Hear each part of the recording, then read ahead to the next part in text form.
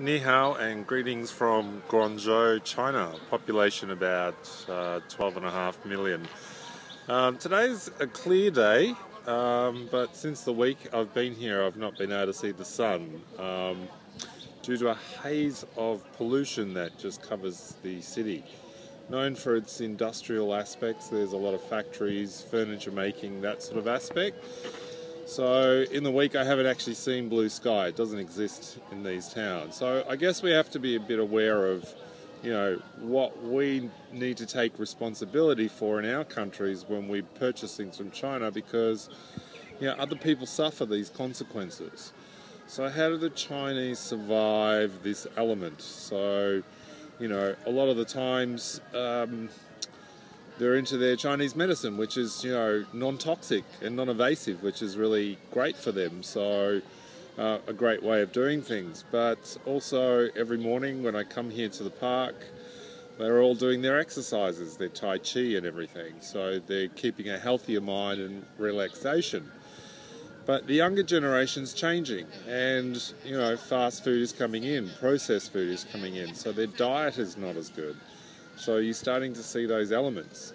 I mean, our body's quite robust. It can handle a lot of things, and, with the pollution in China being so bad, they're not as sick as, people would expect from such elements.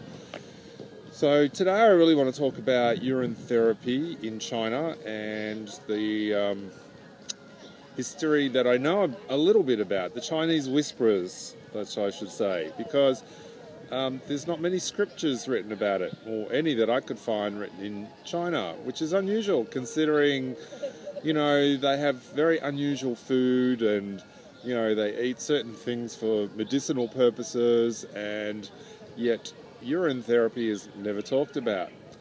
Now, as far as I know, it goes back, 3,000 years, but what makes it different in China is the elderly that drink urine tend to drink urine from a young child, so up to the age of 7.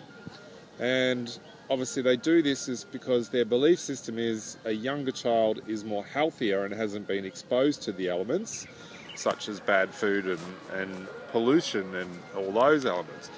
But also is full of hormones for male, so you get that extra, estrogen for female, so they get that vitality and youth through drinking someone who's young. This would be quite interesting to know in a scientific aspect, to see what's in children's urine and whether it's beneficial.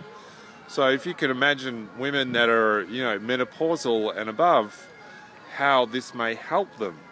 Because urine therapy is very good for women going through menopause, because it controls the body's system by cooling it down when it heats up and so forth. It's regulating.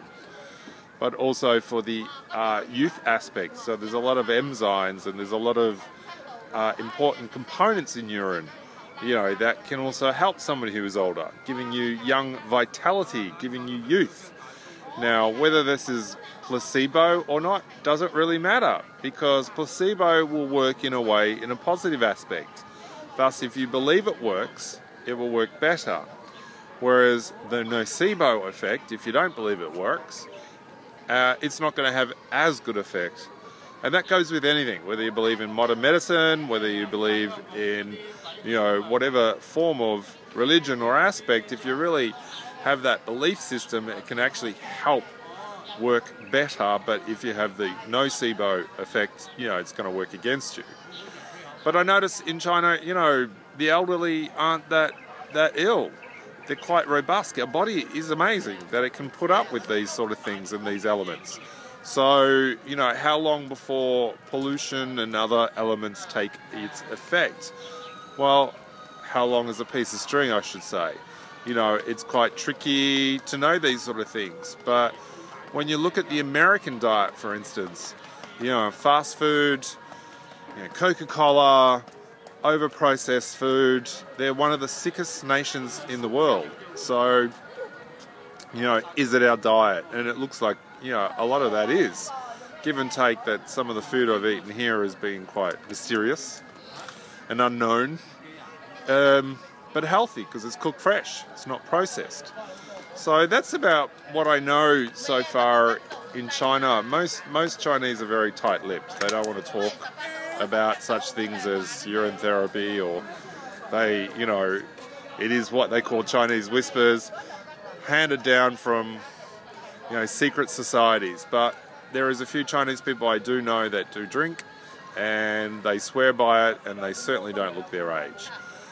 So I'll be back home next week, and enjoy the blogs, and feel free to subscribe. There's about 80 or so on there, all about, you know, this subject, because I'm making a film. Join in the conversation. If you have any questions, feel free to interject, and enjoy the videos. Thanks very much. Bye.